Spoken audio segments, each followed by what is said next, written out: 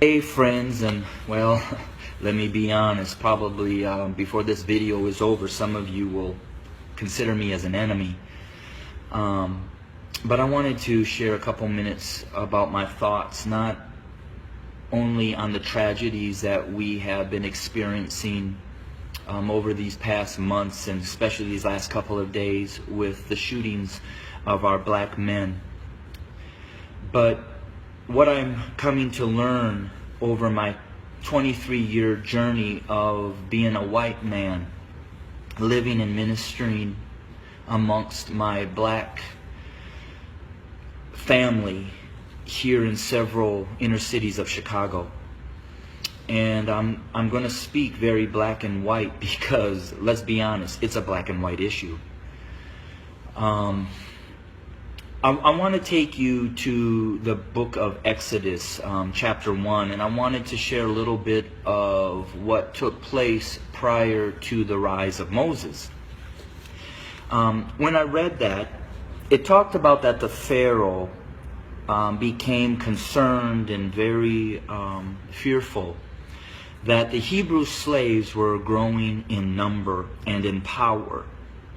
So in order to maintain their oppression, he put upon them great labor.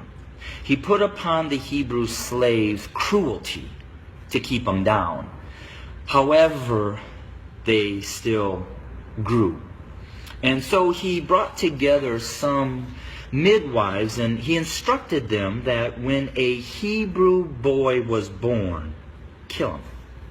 Well, these midwives did not follow, and the Hebrew slaves continued to grow.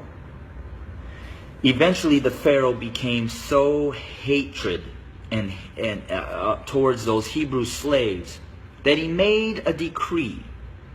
He put out an order that male baby boy Hebrew slaves were to be killed by casting them into the Nile River.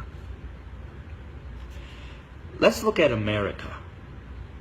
We brought blacks into this country as slaves. We never intended them to be anything other than a slave.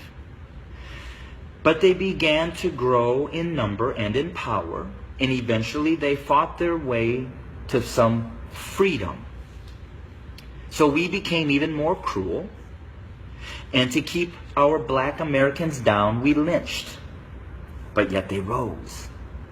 So then we used the welfare system, the criminal justice system, to keep them down, to contain them, to destroy them. But yet they rose, and they're rising. Then we built prisons and jails to hold them. Yet they rose. And so now we are doing exactly what the Pharaoh did at the end, sending out a decree: kill them.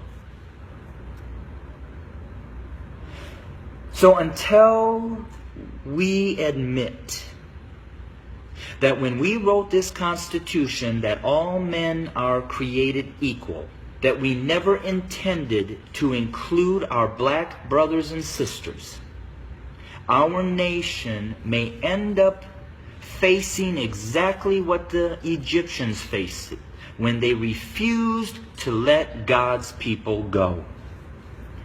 So I'm going to say this to my white fellow Americans, that the bloodshed that is on its way is not on the hands of our fellow black Americans, but is on our hands. We are the ones that are refusing to let God's people go. We are the ones that are refusing to acknowledge that we do not value our black brothers and sisters as equal individuals or equal Americans as us white men. And to my black brothers and sisters, the racial issues, as I've said, have been there from the very foundation. But why do we see it more? Because there's a shifting. See, us white men have been at the head since the foundation. But we've had a black president.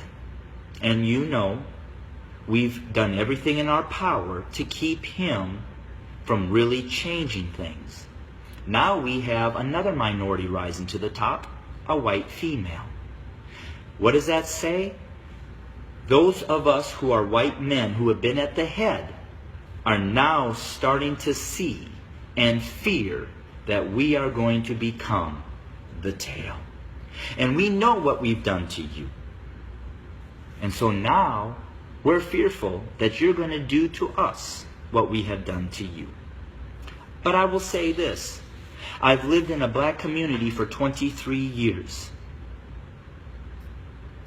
I've never been treated the way that this country has treated my black Americans. So I call out my white Americans to say we better heed, repent, acknowledge, and change. Because if we don't, I just want to again say this. The bloodshed that we will experience is on our hands, not the hands of our fellow black Americans. I welcome your comments. I welcome your feedback. Hit me up on Facebook or go to my webpage at www.studio2911.org. Again, that's studio2911.org. I don't necessarily know the answer, except for us white Americans need to repent, acknowledge the lies that we have taught, acknowledge our value system of equality. It is not here, and it does not include our black brothers and sisters. And we need to change, and we need to change now. Thanks for your time. Bless you.